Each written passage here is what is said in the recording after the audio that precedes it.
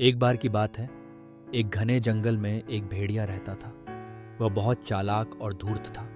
भेड़िया हमेशा कमजोर जानवरों को धोखा देकर खा जाता था।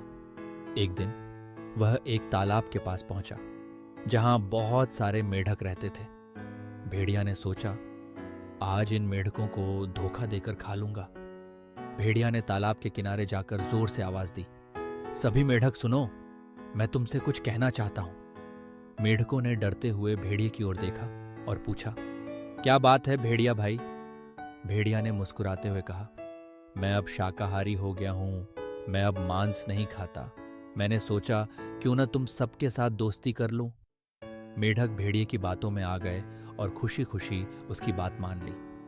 भेड़िया तालाब के पास बैठ गया और मेढक उसके चारों ओर खेलने लगे। लेकिन जैसे ही एक मेढक भेड़िए के पास आया, भेड़िए ने उसे झपट कर खा लिया।